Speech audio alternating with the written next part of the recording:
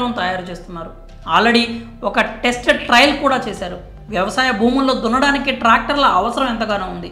దుక్కి దున్నడం, దమ్ము చేయడం వంటి పనులకు ఇప్పుడందరూ ట్రాక్టర్లనే వాడుతున్నారు. ఒకప్పుడంటే ఎద్దులను ఉపయోగించేవారు. టెక్నాలజీ పెరిగాక అందరూ ట్రాక్టర్లనే వాడుతున్నారు.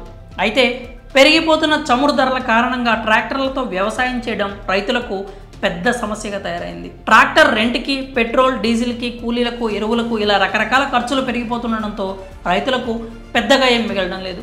దీంతో రైతులకు ప్రధాన సమస్య అయినటువంటి పెట్రోల్, డీజిల్కి ప్రత్యామ్నాయ మార్గాన్ని కనుగొన్నారు శాస్త్రవేత్తలు. సొంత పొలాల్లో పశువుల దొడ్లలో దొరికే ఆవు పేడతోనే ట్రాక్టర్ని నడిచేలా ప్రయోగం చేసి సక్సెస్ అయ్యారు. ప్రపంచంలోనే ఆవు పేడతో నడిచే తొలి ట్రాక్టర్ని ఇటలీ దేశానికి చెందినటువంటి న్యూ హాలండ్ అగ్రికల్చర్ అనే వ్యవసాయ యంత్రాలను తయారు చేసే కంపెనీ తయారు చేసింది.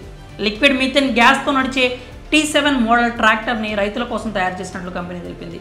వ్యవసాయ క్షేత్రంలో దొరికే ఆవు పేడతో 270 bhpతో ట్రాక్టర్ నడుస్తుందని, స్టాండర్డ్ డీజిల్తో నడిచే ట్రాక్టర్ల కంటే అద్భుతంగా నడుస్తుందని కంపెనీ వెల్లడించింది. పొలం ఆధారంగా కనీసం 100 ఆవుల మంద నుంచి సేకరించిన పేడను బయోమీథేన్ స్టోరేజ్ యూనిట్స్ ద్వారా ట్రాక్టర్ పనిచేస్తుందని కంపెనీ వెల్లడించింది.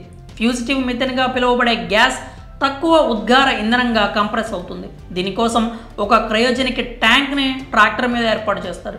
ఇది 162 డిగ్రీల ఉష్ణోగ్రతతో బయోమీథేన్ గ్యాస్ను ద్రవ రూపంలో ఉండేలా చేస్తుంది. దీనివల్ల ట్రాక్టర్ డీజిల్ వాహనం కంటే ఎక్కువ పనిచేయడమే కాకుండా బయోమీథేన్ గ్యాస్ని ఆదా చేస్తుంది.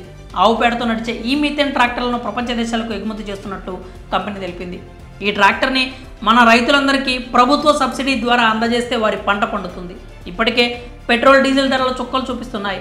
ఇలాంటి సమయంలో ఆవు పేడతో నడిచే ట్రాక్టర్ వస్తే రైతులకు ఇంతకు మించిన ఆనందం ఏముండదు. మరి ఆవు పేడతో నడిచే ట్రాక్టర్ని తయారు చేస్తున్న కంపెనీపై మీ అభిప్రాయాలు ఏంటో కామెంట్స్ రూపంలో తెలియజేయండి.